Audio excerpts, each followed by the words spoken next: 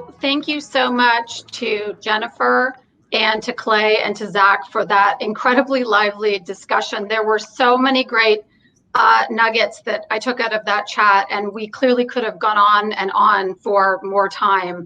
So we'll have to have you guys back to keep the discussion and get more Q&A from our attendees. But as Jennifer said, we're just at the start of FinTech. You know, that this is, we sort of feel like those of us who work in the industry that we've been doing this for a while, but I thought it was really astute that she said, you know, consumers are just getting comfortable handling their money remotely, and we're going to explode just as consumers, you know, many years ago got really comfortable with e-commerce. I also thought it was so interesting how Clay said that Galileo powers 7 of 10 of the world's most valuable fintech companies, and how this group now together is working to partner to be really successful. There's always that idea of, do you build, do you buy, or do you partner? And the partner approach on fintechs, and Galileo and SoFi seem to be a great example, has been really, really successful. So I'd say the main thing I took from that discussion, and what will lead into our next discussion here, is there's just opportunity all around us. We're reimagining how we interact with our money and how we think about it, and we're optimizing funds right now, and that is just going to continue into the future with unlimited opportunity. So what a great industry that we're in. I also failed to give a good plug to Zach, editor of the Tearsheet. Their newsletter, which I find incredibly valuable, now has 800,000 subscribers. So if you don't subscribe to Tearsheet and their embedded newsletter, I would definitely encourage it. It's incredibly valuable information. But now let's move on to a very exciting panel that I'm sure everybody is here and excited to hear from. It's critical to how Canada is going to approach the transformation to digital banking. We know we need to balance payments, innovation, and security, and we've got to manage that tension effectively. So we've brought together the leading government experts to tell us and each other how they feel about this. Now, I will let everybody know we're having technical challenges with one of our participants, Ron Morrow. He's trying to get on, so he's not on right now, but we're working on it. And so we'll just roll with it in our virtual conference. And if he pops on in the middle and says hello, then we're just going to move him into the discussion. But what I really want to do now is introduce our moderator, Jennifer Sloan. She's VP of Public Policy at MasterCard, where she leads development and management of the company's public affairs and their government relations program. And she's going to walk us through this discussion today with our distinguished panelists. So over to you, Jennifer. Well, thank you, Jennifer. And it sounds like it's a morning of Jennifers. Jennifer in the previous panel, and two of us here. So great. Good morning, right, and welcome to our virtual audience. It's a real pleasure to be here and to have this opportunity to moderate this panel with distinguished guests. There's 3 guests on our panel today. Brendan Carley, who's the Director of Regulatory Affairs at Payments Canada. The Honourable Senator Deakin, first appointed in 2018 to the Senate, representing Nova Scotia. And as Jennifer said, we're waiting on Ron Morrow, who's the advisor to the governor at the Bank of Canada. So, you know, we've got lots of views on this topic, and I know that you'd like to hear them all, and our time's compressed. And so we're going to get underway, and we do have the Q&A chat box. So if anyone out there in the virtual world has a question for us, please submit it, and I'll do my best to get to it. I thought what we would do is just kind of level set and just ask the Senator and Brendan and Ron when he gets online, just any reflections on the pandemic, and since March, what is the pandemic told us anything about the future of digital payments? So Brendan, why don't we start with you? And then we'll yield the floor to the Senator. I always have to do that at some point. So thank you. And it's really great to be here, and thanks for having me. In terms of how you started off, Jennifer, you know, for Payments Canada, we look at everything obviously through the lens of being an operator of critical infrastructure for the Canadian financial system and the payments ecosystem specifically. And so for us, you know, we have like BCP on top of backup plan, on top of crisis policies, and we put it all to the test in terms of and we managed to get through it without a beat in terms of the availability of our systems, in terms of how we were supporting and operating those systems, and then collaborating with the Bank of Canada, financial institutions, and folks in the payments ecosystem. But it really did drive home for us how you need to be thinking outside the box always in terms of planning for black swan events like this, really.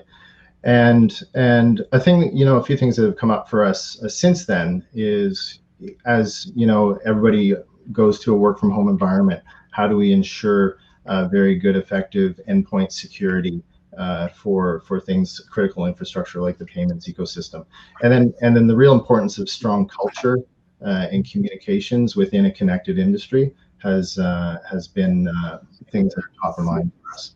So, but I think if you look more broadly at the payments marketplace since the crisis, we were pretty fortunate with the timing of some of the research that we do.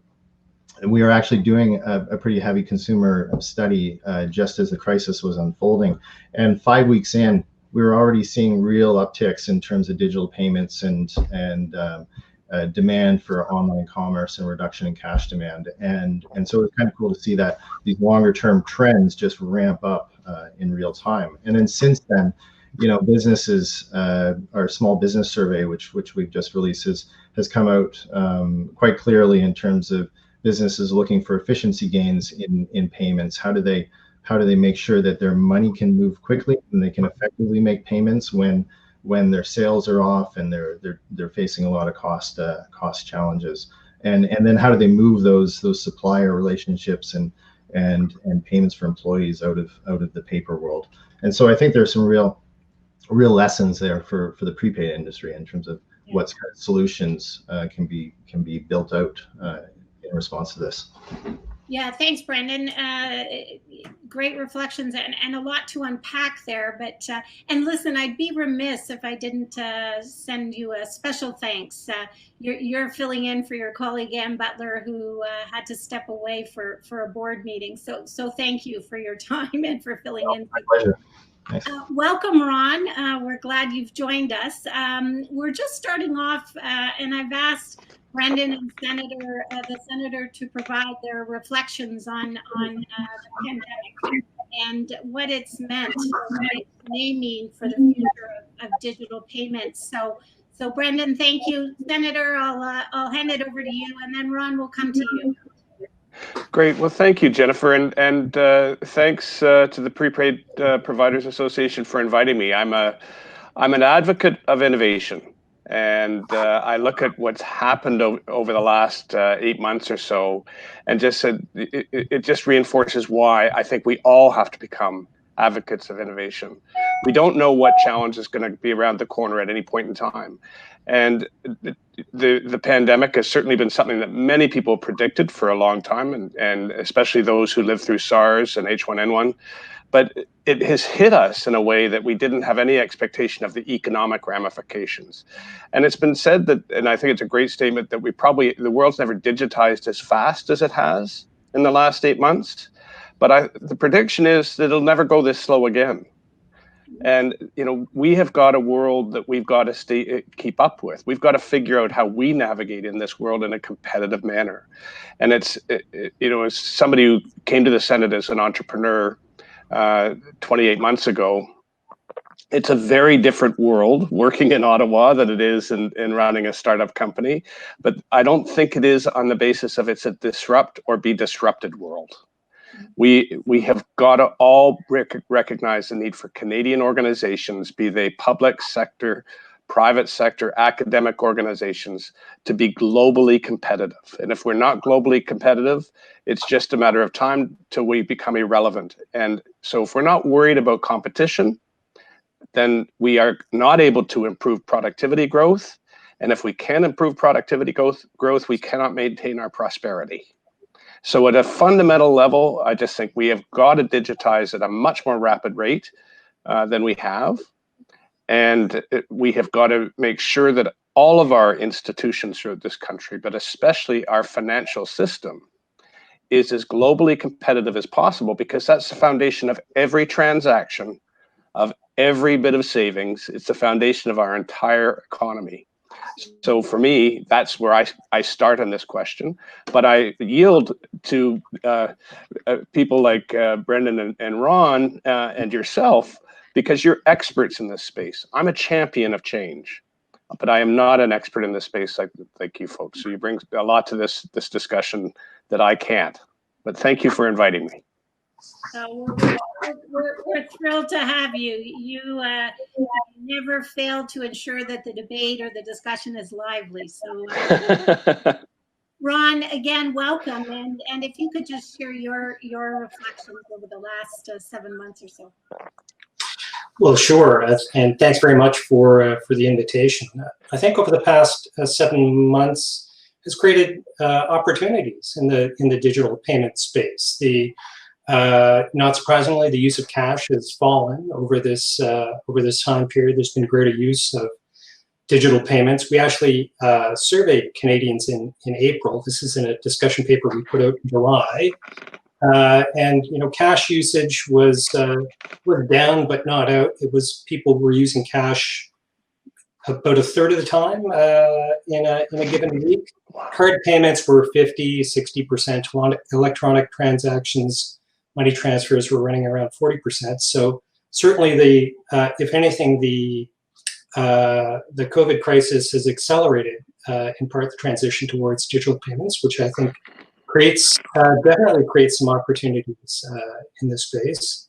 But where's this trend going? We're not entirely sure. We're paying close attention. Not the least of which is trying to think through the usage of cash in the system, but as well, we're in the midst of undertaking some work looking at the prospects for a digital Canadian dollar, a central bank digital currency here in Canada. I don't think that it's needed in the Canadian payment space right now, but it's important for us to keep on top of how these trends are evolving, to think about whether or not this is something that could fill a needed space for Canadians. We don't think so it's the case right now, but we'll keep looking. Yeah. So Ron, you mentioned surveys or research that the Bank of Canada has done, and Brendan, the same at Payments Canada, and Senator, we talk about competitiveness and so on. And if we just look at Canada and we look at this pandemic, it's a global pandemic, everyone's going through it. It appears that a lot of other countries, if not most or all countries, turn to prepaid in this pandemic, and Canada has not, particularly from the government side or from other quarters. And I'm just wondering, is there a reason for that? Have you thought about that? Have you asked the question? Anybody? Senator, do you want to take a stab at it? I think it's just simply not seen as an option. I don't think it's on the list of policy alternatives yet, which is really, for me, very upsetting. I think there's been some tremendous opportunities lost, but it focuses on an opportunity for our government to become far more creative in how it procures services.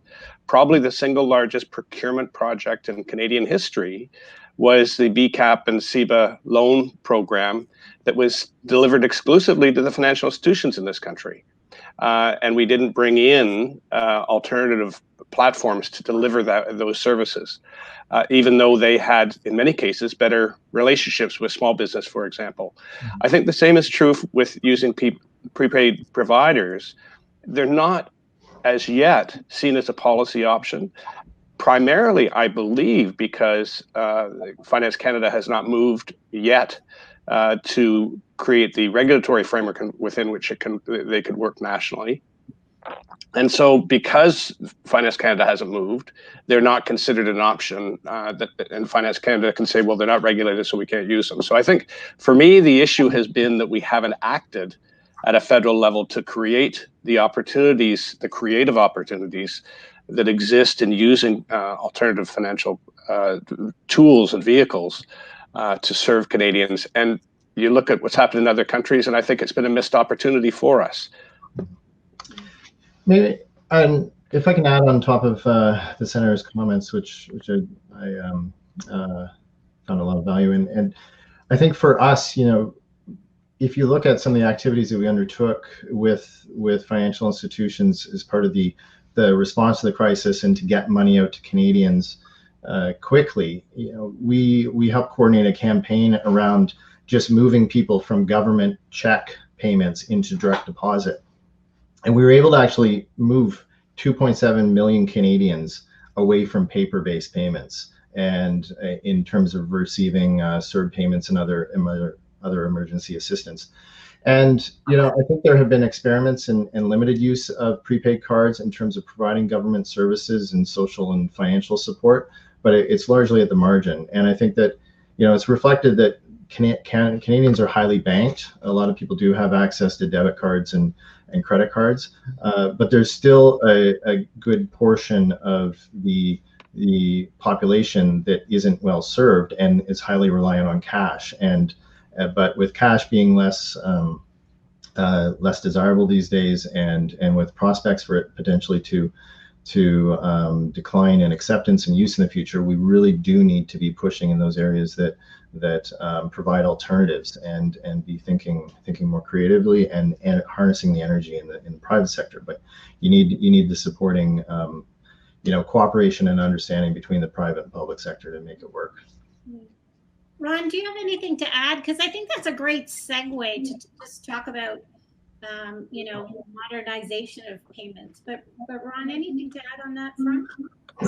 I really, just quickly, I would echo the Senator's comments. I think if you're in the middle of a crisis and you need to move things out quickly, you're going to go with what you know and are comfortable with, and that's the regulated financial institution space. I think moving quickly to create a broader acceptance, and broader comfort with the innovative parts of the system are the key to getting facilitating greater use by government and others of these opportunities. Yeah. Okay.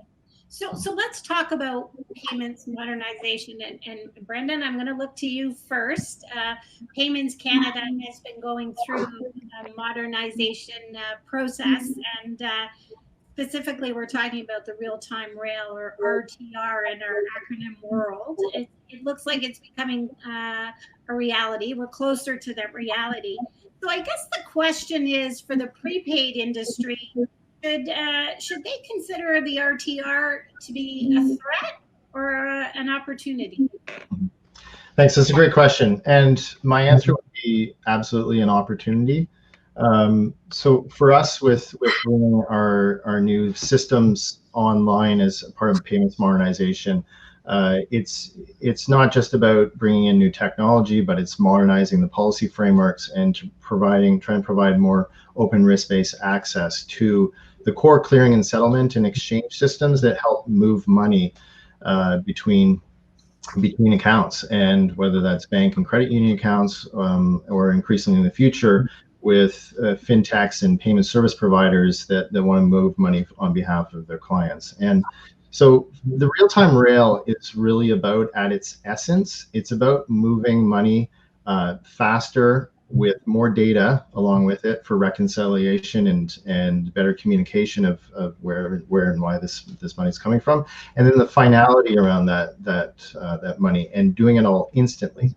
And so for the prepaid industry, it's about thinking about, okay, how do we leverage this capability, this connectivity through the Canadian payment system and financial system to move money in and out of the prepaid space, to develop solutions for merchants in terms of acceptance and then utilization of that money quickly to then make payments elsewhere. And so it's for us, we really see ourselves as providing a utility on which a lot of innovation and competition can happen, and then sort of over to the industry to see what they can do with it and imagine new things. Yeah. Right. Ron, I saw you shaking your head there, and I know in agreement. Not. Nodding your heads is probably Right. As Director of Regulatory Affairs, my main job is to keep Ron and his colleagues happy. So hopefully. Yeah, I was going to say that the bank is definitely one of your big partners in modernization. So that's good. But you know, that leads me to talk about, you know, modernization, and part of the modernization is the the retail payments oversight framework, which Ron fits into your bailiwick. And so, you know, are there any lessons in what you're trying to do? Are there any lessons for us now? Has the pandemic kind of opened up to different realities for you? Could you provide us with perhaps an update on what you're looking at now? Sure. So I think this maybe touches back to some of the points we made earlier about the importance of getting this new retail payments oversight framework stood up. And for those who aren't 100% familiar with it, conceptually it's pretty simple. It's a registry of payment service providers. It's some standards around making sure that end user funds are protected as they're held within the system, and making sure there's a minimum standard for operational risk management within payment service providers. And many, if not all, are already doing these things. I mean, it's their brand depends on being able to provide resilient and safe services to clients. And this framework will just help provide greater assurance for all that can happen. And by having that in place, I think it's a key facilitator for the industry to be able to take full advantage of things like the new, participating directly in the new real-time rail, being able to leverage these changes in technology, and being able to participate more directly in the payment space and in the digital transformation that we're undergoing. I just remind our audience that we've got the Q&A box. I mean, I've got plenty. I can keep these gentlemen all day here, but if you've got anything, let us know. So, I'm going to make a statement that's going to open the door for you, Senator, but it talks a little bit to Ron, the work you're doing. I mean, I guess the question for me is why do you think it's taking so long for things like retail payments oversight framework and open banking to proceed? I mean, if you think about it, the former was first proposed in the 2015 budget. I remember it was one of the first files I had on my desk 5 years ago when I arrived at MasterCard. And, it's soon going to be 2021. And then the original timeline for the open banking legislation was late 2020, and phase 2 of the consultation hasn't even begun yet. So Senator Deakin, why do you think it's taking so long? And particularly, can you just talk about that in the context perhaps of open banking? I don't think the sticking point's at the Bank of Canada, because I remember a speech that Carolyn Wilkins, Senior Governor Wilkins, gave in 2016 at a Payments Canada conference, where she very clearly said that, well, I've got it open because I think it's important. First, FinTech has the potential to transform the financial system across a broad range of services. And this is a good thing. We can shed a lot of inefficiency. So, I mean, she really clearly stated that it has a lot of potential, and that the technology can be evolutionary, that it won't necessarily disrupt all of the incumbent players, that it will bring increasing levels of productivity, and that financial institutions, new entrants, and policymakers have to work together. Now, this was in June of 2016. And then you've seen since then, I believe, Finance Canada kick the can down the road constantly.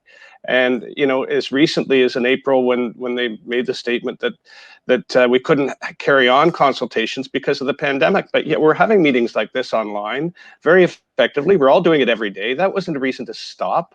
That was a reason to accelerate. And so for me, it's because it is not yet a political priority. So that's why I spend as much time as I can doing little interviews with FinTech leaders and entrepreneurs to describe the value they're delivering to customers. because that's what's going to start to move policymakers. When they realize that they can partner with fintechs to deliver on some very important economic and social goals in this country through private sector partners that are scalable and delivering real value. But regulators have to start to lean in, not push back and say, hey, I don't understand this. I don't trust that, I'm going to take my time. When you don't understand something as a regulator, I think you have an obligation to lean in and figure it out, and especially when you're seeing economies around the world advance on this issue very, very rapidly. So we're now seeing a time where we need open banking, I think, as much as we've ever needed it. And we're still behind the 8 ball, and it still isn't a political priority. Now, I'm optimistic with the change in finance ministers that we'll have a new fresh light. And certainly our current finance minister has a history of understanding these issues from her time working with Financial Times. So I'm quite optimistic looking forward, but it still is not a political priority. And as recently as the Black entrepreneurship issues were announced in the last month or so, still those who are really well serving marginalized and underbanked populations are not being brought to the table in that initiative. And so for me, that's a concern. And it demonstrates that it's not yet a political priority, and we've all got to do something to make sure that changes, because it should be.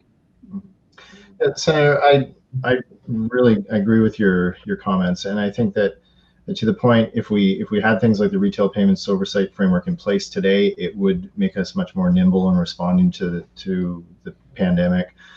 Jennifer, you're right that this has been on the agenda for years, and financial sector regulatory reform is complex and challenging and fraught with federal, provincial, jurisdictional challenges. And I did that work at the Department of Finance for 15 years, and I can lots of scars to show for it. But I think the policy is ready.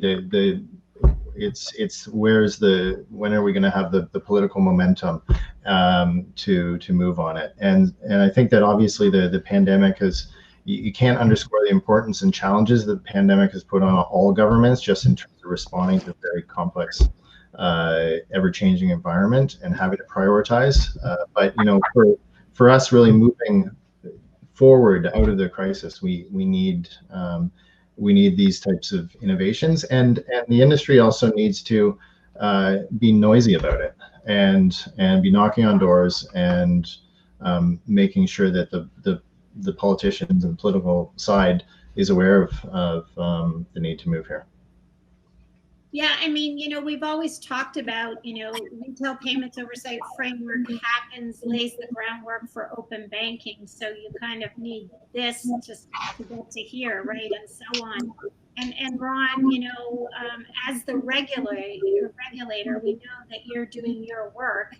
So we are waiting for the legislation. We're doing things a little backwards than we normally do here in Canada. So your work continues, and we're very appreciative of that, so that when the legislation is introduced, we'll be ready to go quickly. And so perhaps in that next budget, if we have a budget implementation act, we'll see it in there. Surely we'll see it in there.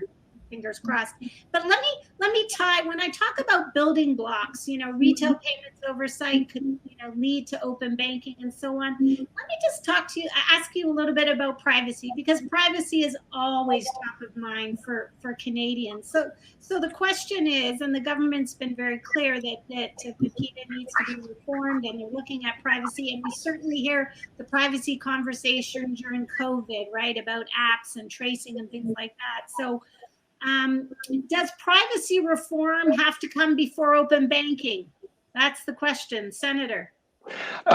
I think that actually privacy reform could be very helpful in signaling a strategic move towards all of the regulatory changes that are needed to create the full open banking opportunity that Canadians can take advantage of and use to spread our financial system and the trust that we have around the world to economies around the world. I mean, there's a global opportunity for Canadians here.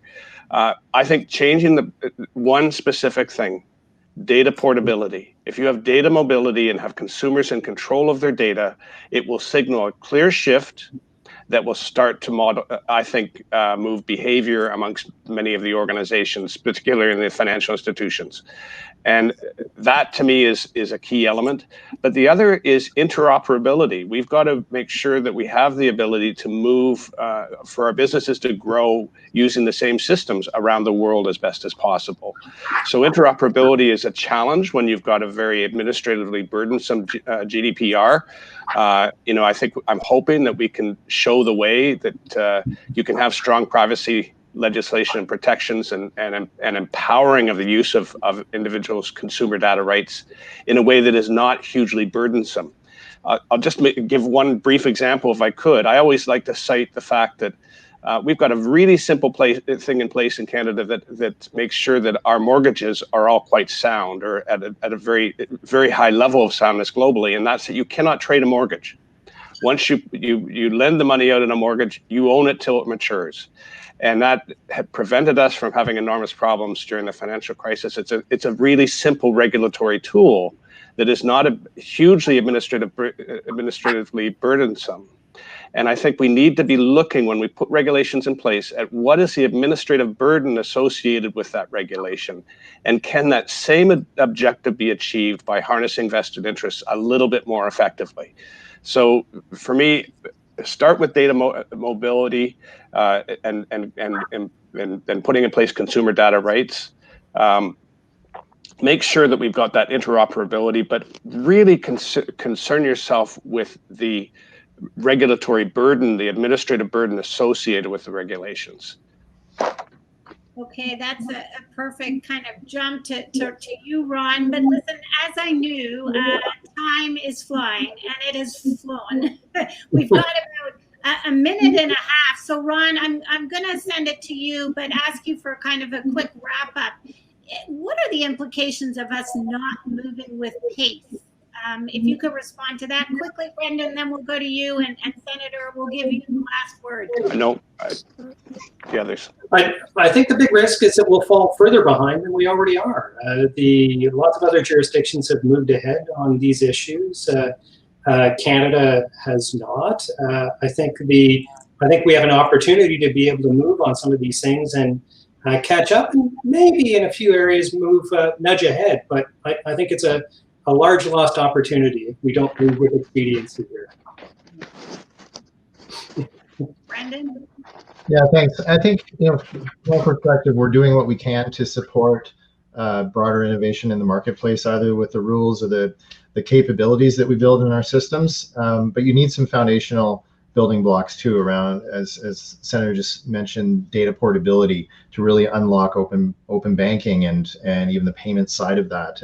And I think that there's a lot that the private sector can actually come together to do, and public-private cooperation in this space, because the federal government has limits too, in terms of what they can do and what they really should do. We don't want a central planned economy here, but how we need to move on some of the basic building blocks in terms of regulation and privacy protection, and then unleash the private sector and the energy there to come together and solve for the challenges. So. Yeah, couldn't agree more. Senator? Let's become fast followers. Yeah. At least that. Well, that's all that's open to us now, other than just dying on the vine. Absolutely. And as the industry voice here, I can tell you we have been working, we are working, and we'll continue to work. And we like to move with pace. So here's to moving along. So Senator Brendan, Ron, thank you so much for joining us and for your insights. Much appreciated. To Jennifer and the team at CPPO, thank you for the opportunity. And to our virtual audience, thank you for joining us for this session. We very much appreciate it. Thank you. Thanks so much. Thanks. Thank you very much. Thank you, Jennifer. Bye. Hi, Jennifer. Did you want to address the question in the Q&A from Michael Fox? Oh, okay. Sure. Sorry. We do have one question from a gentleman who said, there was an article in the news yesterday about TD Bank suing Plaid in the United States for use of their trademark during account scraping / bank account linking. did you see this article, and what do you think and do you think this is typical or larger tension that we will see here? I didn't see the article, but I think that tension is going to be an issue that means the public sector, that our public sector leaders, our political leaders need to be involved. This is about consumer directed finance. That means consumers need to be represented at the table themselves and by government, and government's got to make sure that incumbents and new entrants play fair for the benefit of consumers and the benefit of our larger economy. So that would be all I'd leave it at. Great. All right. Thank you, Michael, for the question. Again, thank you, everyone, for joining us this morning. Thank you. Thank you. Bye.